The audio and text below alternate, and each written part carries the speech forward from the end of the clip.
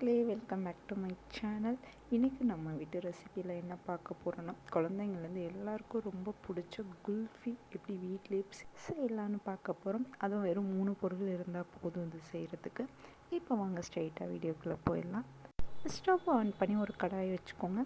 கடாய் நல்லா ஹீட் ஆனதுக்கப்புறம் 1 லிட்டர் பால் இன்றைக்கி நான் சேர்த்துக்கிறேன். தண்ணி எதுவுமே கலக்காதீங்க, வெறும் பால் மட்டும் 1 லிட்டர் எடுத்திருக்கேன்.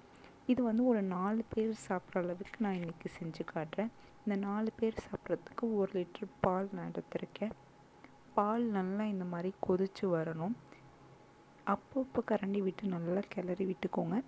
இப்போ நம்ம ஊற்றின பால் பாதியாக நல்லா கொதித்து வந்துருச்சு. இந்த ஸ்டேஜில் 1 கப் அளவுக்கு சுகர் சேர்த்துருக்கேன். சுகர் சேர்த்ததுக்கப்புறம் நல்லா ஒரு வாட்டி மிக்ஸ் பண்ணி விட்டுருங்க. அடுப்பை கண்டிப்பாக மீடியம் ஃப்ளேமில் வச்சு பண்ணுங்கள், ஹை ஃப்ளேமில் வச்சு பண்ணாதீங்க. இது நல்லா கொதிக்கணும், இது நல்லா சுண்டி திரண்டு வரணும், அந்த அளவுக்கு இதை கொதிக்க விடுங்க. இப்போ பால் நல்லா சுண்டி வர ஆரம்பிச்சிருச்சு. இந்த ஸ்டேஜில் வந்து நம்ம நட்ஸ் சேர்த்துக்கலாம். நட்ஸ் சேர்க்கும் போது குல்ஃபி சாப்பிடும்போது இன்னும் சுவையாக இருக்கும், அதுக்காக நம்ம நட்ஸ் சேர்த்துருக்கோம்.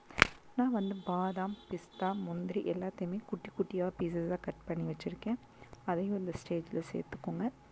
இது கூடவே கொஞ்சமாக ஏலக்காவை நசுக்கி வச்சுருக்கேன், இந்த மாதிரி பொடி பண்ணி வச்சுருக்கேன், அதையும் இது கூட சேர்த்துக்கலாம்.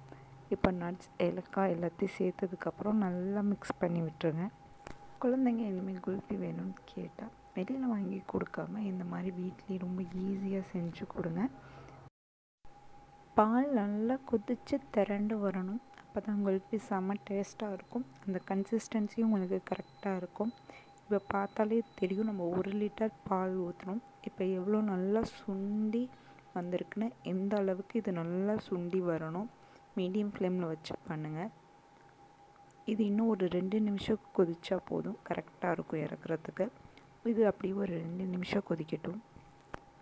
இப்போ நம்ம ஸ்டவ் ஆஃப் பண்ணி நான் இறக்கி வச்சுட்டேன்.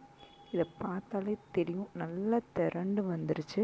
இதுதான் கரெக்டான கன்சிஸ்டன்சி. உங்களுக்கு இந்த அளவுக்கு பால் கொதித்து திரண்டு வரணும். இதை அப்படியே இப்போ நம்ம வந்து குல்ஃபி மோல்டுக்கு ஷிஃப்ட் பண்ணிக்கலாம். பால் கொஞ்சம் ஆறுனதுக்கப்புறம் இதை அப்படியே ஒரு குல்ஃபி மோல்டில் ஷிஃப்ட் பண்ணிக்கோங்க. இந்த மாதிரி 4 இதுலையுமே ஃபில் பண்ணிக்கோங்க. நம்ம ரேஷியோவில் எடுத்திங்கன்னா இந்த மாதிரி கரெக்டாக 4 இதில் ஃபில் பண்ணுற அளவுக்கு கரெக்டாக வரும். இதை அப்படியே மூடி ரெஃப்ரிஜரேட்டரில் வச்சுருங்க. ஒரு 5 ஹவர்ஸ் கழித்து எடுத்தாச்சு. எடுத்து வெளியில் வச்சு ஒரு 2 நிமிஷம் விட்டுட்டு எடுத்திங்கன்னா ஒரு சூப்பரான குல்ஃபி ரெடி.